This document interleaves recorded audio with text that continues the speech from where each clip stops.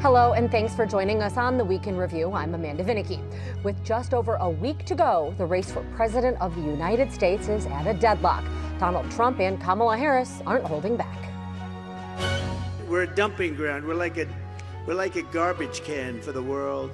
Donald Trump is increasingly unhinged and unstable. Voters aren't waiting for Election Day to cast their ballots. High stakes as well for Illinois' formerly most powerful politician on trial for corruption. Meanwhile, a brand new Chicago school board meets for the first time and signals alignment with the mayor. This is a moment in time that we cannot afford to squander. What's that mean for the CPS CEO? That didn't come up in public. Parents of Acero students are focused on the charter schools closing. You're going to rob our children of an education in a safe, healthy environment. While Chicago moves to close shelters specifically for migrants, transitioning to a unified system for those without homes. Whether you have just arrived or whether you've been here for some time and you're down on your luck. And Chicago inches toward lowering the citywide speed limit. Now to our Week in Review panel. Joining us are Jacoby Cochran from CityCast Chicago, Shia Kapos of Politico, Mila Kupabalova from Chalk Beat Chicago, and our very own Matt Masterson, WTTW news reporter, of course. So let's get to it. Shia, I'm going to go to you. You know, the presidential race at a deadlock. Explain to me, how are people at this point undecided? You have to wonder. I don't know. They're still trying to figure out whether they want to vote, I think. I think that's what it comes down to. We don't know. There are a lot of people out there who aren't answering polling questions. Maybe it's not as close as the polls say, but all the polls have them neck and neck. We know that early voting is higher than it's ever been, so that means the night is going to go much longer, election night, than it has maybe. Maybe we won't know who wins this race. In fact, we won't. In places like Wisconsin, for example, the early voting ballots don't get counted until election night, or election day. So that means if more people are voting, which they are, because even Donald Trump has said we want you to vote early, they're going to have more votes to count. 4 years ago, Wisconsin didn't know until the second day how they were voting. So now with more people voting, it could be even longer. Could be even longer. So a warning to everybody, because there's been a lot of suspicion already built into voting integrity and trusting the results. So Jacoby, what does that mean? If we are going to have this wait, how should residents and election officials be preparing?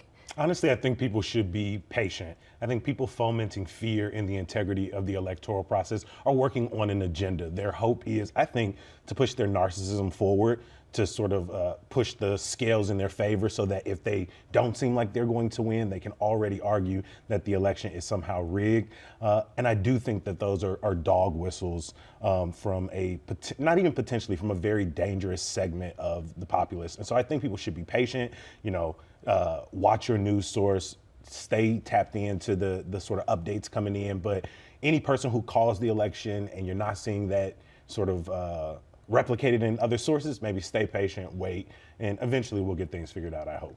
Well, no, Mila, we have had, it's not like anybody has been kept their gloves on throughout the race, but really they are fully off now, it seems. And people have been calling out Trump's authoritarian leanings or tendencies for quite some time, but now we have his former chief of staff, General John Kelly, saying that, yes, he's a fascist, and Vice President Harris agreeing with that descriptor of former President Trump.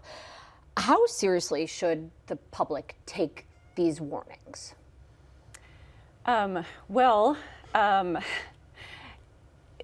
certainly have been, this has been a part of the discussion with the second Trump candidacy third actually, for some time now. And it's not surprising that some of those key players are stepping in at this later stage to weigh in. As you mentioned, we haven't seen a ton of movement in the polls. Things really seem deadlocked in a way that has stayed very stable for weeks now. And so it'd be interesting to see what at this point can actually move the needle. Would that move the needle? Any sign that it has? No, I think people have known this entire time that in many respects we are dealing with a narcissist egomaniac who is pushing fascist tendencies and fascist rhetoric because it not only provokes his base, I think it continues to push and stoke fear around electoral integrity. And it's a playbook as old as time. I just finished watching Peaky Blinders. And those last few seasons were this exact same thing, a demagogue coming to power by using racist language, denigrating particular sects of the population, railing against immigration, saying that they can fix the economy, there's an enemy within. These are like tried and true fascist tendencies that we've seen for decades and centuries. And so, no, it's not changing the needle because we've known this for some time. And what's interesting is that Donald Trump can say these outrageous things that a Kamala Harris could not say. She would be annihilated in the press.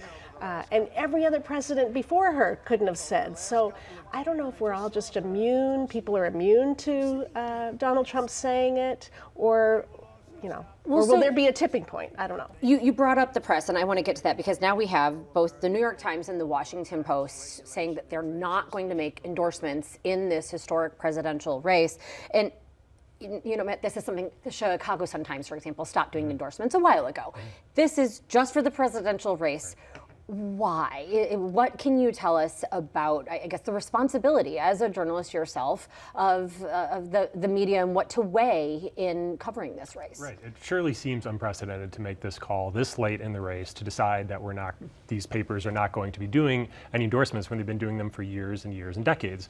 It's a very surprising and disappointing decision by the LA Times, the Washington Post, to make these decisions, to not, whoever they're going to endorse, to stand behind it and make that decision that they've done in all these other elections. This election should not be treated any different than other ones in the past. It seems like some of these papers may be afraid of upsetting Trump. That's why they're not deciding to release these endorsements, even if they were put together by their editorial board and then pulled at the last second. It's unprecedented, but it doesn't feel like anything is precedented anymore in some of these elections. There's so much that just kind of goes out the window when Trump is involved. Sheila, also, you brought up early voting expanding. Is there anything to glean from that in Illinois thus far? We've seen an expansion just this week. It's on the rise in Illinois.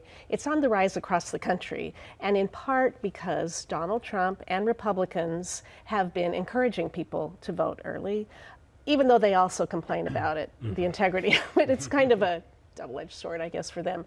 But so the more people, there's more people voting. It used to be just Democrats voting early. Now we've got Republicans. So the whole. Who's cast their ballots already? Anybody? I'm an election day voter myself. Mine's on the counter. Yeah. I'm a last minute person myself. A last minute. I just like I like the feeling of democracy. Being there, interacting with the judges, getting my sticker. I don't care if they mail me one. Matt, I'm going to go back to you. Let's move on from the presidential race to somebody who used to be a very powerful figure, and that, of course, is the longtime Speaker of the Illinois House, Michael Madigan. After a lengty jury selection, it's finally underway. Let's just begin opening statements and refresh us on what Madigan allegedly has done illegal. He's basically accused of trading his office for private gain, for his own and for his political cronies, as the prosecutors called in opening statements, for years and years and years, trading his political power for jobs, for basically do-nothing jobs with ComEd, with AT&T Illinois. And this went on, obviously, for a very long time. So far in the trial, we've basically just gotten table setting of how this works. It's been a civics lesson on Illinois politics. A lot of these jurors come in, they don't know much about Mike Madigan beyond the name. They know that he's a politician, but the prosecutors need to show how powerful he was in order to show that he was worth bribing for these companies to get legislation through that they needed. If he's the one who says a bill lives or dies in Springfield, that's the person who a company like ComEd, a company like AT&T Illinois, is going to have to go to try to get legislation through. That's what these prosecutors are saying so far. So far, we've heard from previous legislators, Carol Senti, Scott Drury, they testified this week about how if Madigan wanted a bill to go through, he could make it go through. If he didn't, if he was upset about something, he could make it stop right then and there. So it's only been the first week of testimony, but that's what the jurors are getting right now, is just the outline of why Madigan was important, why these companies were in trouble, and why they wanted to target somebody like him, the most powerful politician in Illinois for decades, to get that work done. And Jacoby, how close attention are you paying to this? Or why should people pay attention or not? Very much, honestly. I had you on the podcast a couple of weeks ago to walk me through everything I needed to know. And I'm very interested because this case has largely been built on these hundreds of hours of tapes where they can hear Mike Madigan and Mike McClain talking to each other, doing their business, exercising their control over legislation, over positions, over potential jobs. And while you're probably not going to hear Michael Madigan just like come out and say, I need this done for me, you start to get an inside look of these machinations, like how these politicians move, how they exercise their power. And for someone who has grown up in a city in which corruption is sort of the storybook narrative of what Chicago is, I think it's important for us to like stop and actually look at how it's done, because in many cases, it looks nothing like the movies, and it's much more insidious. That's why no Peaky Blinders here. Okay. That's why Mike McClain is even a defendant in this case, because Madigan didn't want to get his hands dirty, according to prosecutors, so he had an intermediary, Mike McClain, go on his behalf and talk to these people, tell Lou Lang he's out of a job, tell ComEd to hire these people because Madigan said to hire these people. So he doesn't have to put his name on anything. He's not recorded on calls saying, do this, do that, and they're paying me to do it. But McClain is the person in the middle there. He's the crucial piece to this of how point A to point B in the middle is Mike McClain. So, and Matt, actually to that end, McClain has already been convicted once. Why is he back on the stand? And you did, by the way, this week hear some of those very phone calls, those conversations that Jacoby was referencing. Well, exactly like I said, part of this case is built about 4 or 5 different episodes of bribery and different issues involving Madigan. 3 of those involve McClain, including the ComEd bribery, which McClain was already convicted for. This case involves the same allegations. It's just against Madigan now, as opposed to the other 4 who were convicted of bribing him. But McClain is the one, he's the piece who is getting these people hired. The political allies of Madigan who worked for ComEd as these subcontractor jobs, they basically did little or no work. The ComEd paid out about $1 million to the group of them. And it was McClain who was getting this done. He worked as a lobbyist for ComEd, but he was the go-between. He said his real boss was Madigan, because that's who was making these demands, and ComEd was more than happy to make those jobs done in order to get the legislation that they needed to benefit as a company. Calling himself an agent of and for the speaker. You know, Shia, you cover state politics. So with Madigan in court, do you how much do you think things have changed? Republicans this week making an argument that Democrats running for the General Assembly should be held culpable because they're still benefiting from the infrastructure that he put in place. I think this happens every time there is a charge of one elected person or another being charged, that there's a call for more ethics. But I think it's the Democrats or the people in power saying the ethics rules that are already in place are what led to these charges in the first place. So that's why we might not see anything. And besides, we're not the worst. You have New Jersey, where they've got gold bricks being found in people's homes. So, you know. So we no longer get to have the title. I think this is a good thing. You do not want the title of most corrupt. Before we move on, Matt, just could you say, you did see, of course, Madigan in court. It's not as if he was ever one of these politicians that was out and about often. What has his demeanor been like? He's been very studious. He's been taking notes throughout the lengthy jury selection. It took almost 2 full weeks of actual time. It was about 5 or 7 days in court to actually pick the jury. But he's always taking notes. He's looking at jurors. He's talking to his attorneys. He seems calm when previous attorneys or legislators like Carol Senti or Scott Drury have come in. They need to identify Madigan in court. He stands up and waves and smiles at them. He doesn't seem stressed in any way. He's very comfortable in court with his attorneys. And this is going to be a long time, so it's going to be a several-month trial. So he should be comfortable in court because he's going to be there for a while. That's when he's walking in. He looks like he's in control. He looks like he's in a power position when he walks in. So. He's known for his work ethic, so I'm sure he knows this case inside and out. Now, let's move on to the other drama playing out in Chicago. I'm going to go to you a lot here, Mila. Chicago Public Schools, of course. We have this new board. There had been a handpicked board by Mayor Brandon Johnson. They all resigned, so this is the new handpicked board that just yesterday took an oath of office and was sworn in. So is this the beginning of the end for CPS CEO Pedro Martinez? Possibly. Certainly something that we will be watching with bated breath. And yes, all the boards are by default handpicked. A lot of us were at the school board meeting, the first one for this new board yesterday, and watching very closely to see the chemistry and listening for signs of how this is going to go for CEO Martinez. They certainly didn't take any action on his job last night or yesterday, but a number of them, including the new board president, the Reverend Mitchell Johnson, really signaled that they're there to serve at the mayor's pleasure. They very much are supportive of his education agenda and will be in step with him. So read the tea leaves for us. What does being in step with the mayor mean?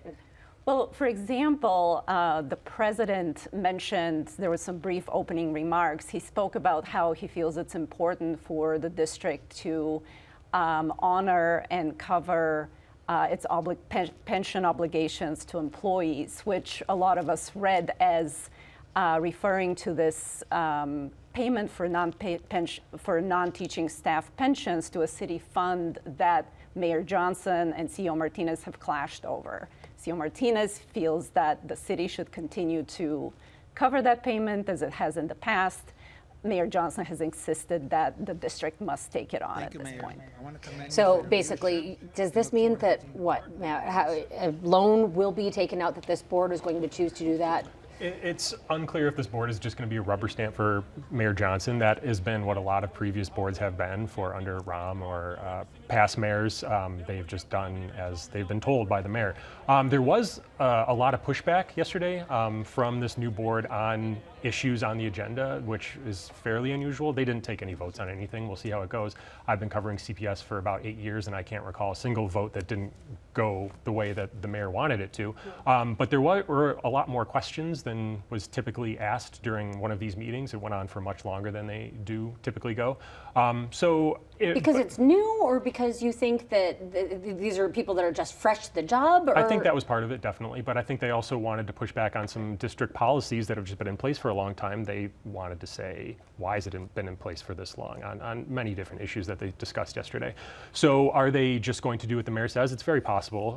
The Reverend Mitchell Johnson was asked today about Pedro Martinez. He said that it was a loaded question about whether or not he's going to fire him going forward, but they haven't denied it at all. They haven't said, no, we're not going to do this. So until they do say that, or it pops up on an agenda that his job is going to be voted on, then that question's still going to be hanging out. Do you buy that? Is it a loaded question or a fair one to ask? Until we get the answer, then it doesn't seem like it's a loaded question to find out if the one body that can remove a CPS CEO is going to do that. Jacoby, weigh in here. As Matt said, and Mila, you always have a hand-picked board. Why is this getting so much attention then? The mayor seems very put off by how much attention this has received. I think there's a few things happening. One, I think it's a reason we have to take campaign rhetoric with a grain of salt, because everyone runs on transparency. Everyone runs on doing things different, and then they get those mayoral authorities and powers, and at times it looks a lot like their predecessors, right? Contracts are signed outside of the view of the public. You have things like this where one school board can't get the job done, so another will come in. And by the time we get to January, Mayor Johnson will have picked a total of, 24 school board members in 2 years. One of the exact reasons people like himself wanted and pushed for an elected school board.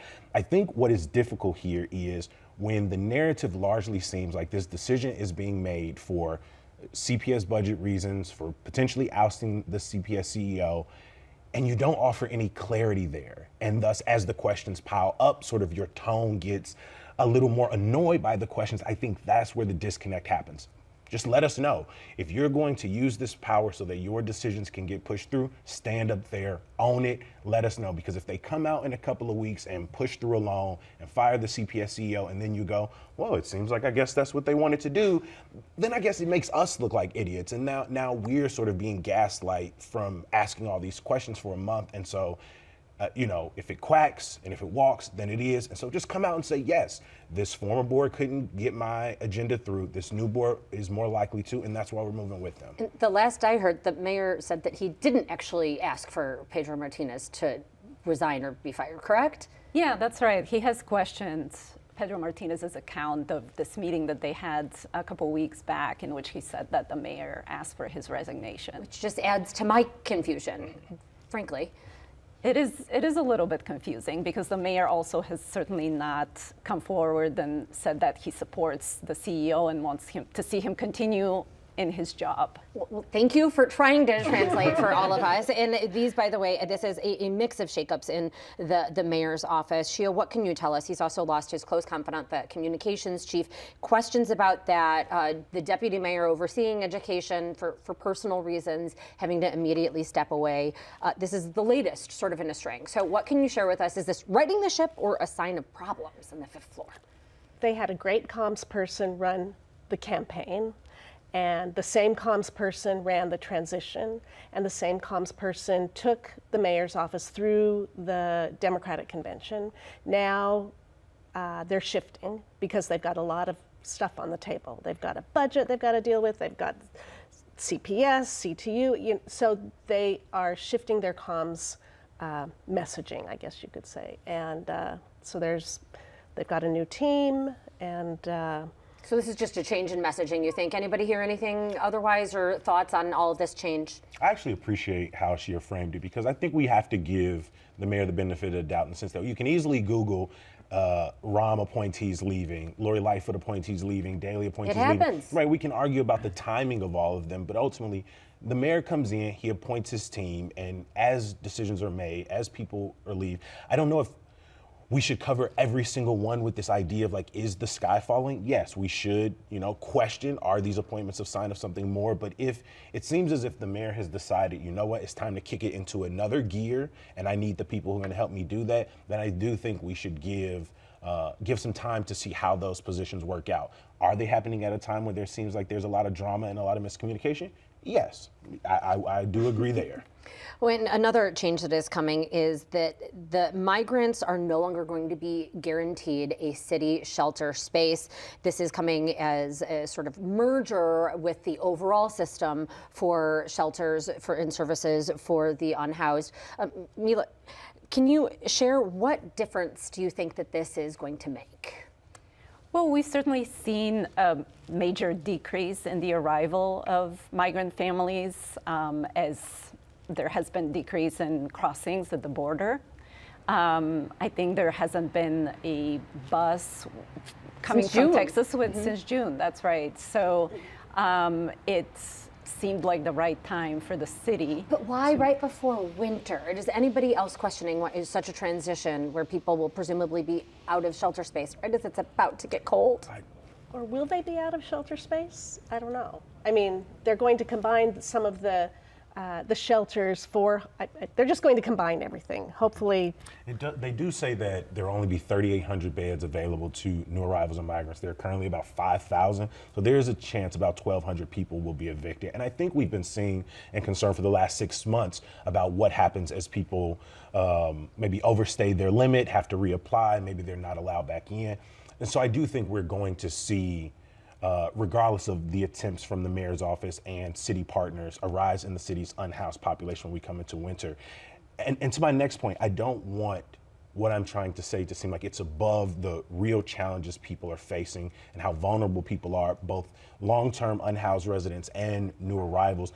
But I actually think while I lack faith that an integrated system is going to provide overwhelming benefits for either population, I do think it's going to help the mayor's messaging moving forward, because so much concern has been put on the divisiveness amongst residents, constituents, supporters. Asylum seekers getting sort of first in line. In some respects, and while I do think that that is a gross simplification of what's happening, I do think consolidating the system is probably also giving us a little foreshadowing of what we might hear in next week's budget address about how the mayor plans on using funding for unhoused, especially in light of Bring Chicago Home not passing, and funding for new arrivals in light of these changes. And we will be watching, as you noted, Wednesday is going to be the unveiling of the mayor's plans. Both he and state leaders continue to say, this is a problem that we need the federal government to deal with, which of course circles back to the election of the next president of the United States. So that is how we are going to cap this program. Our appreciation to guests Jacoby Cochran, Shia Kapos, Mila Kupalova, and Matt Masterson. We will be back to wrap things up right after this. Chicago Tonight is made possible in part by the Alexandra and John Nichols family. The Polk Brothers Foundation. Additional support is provided by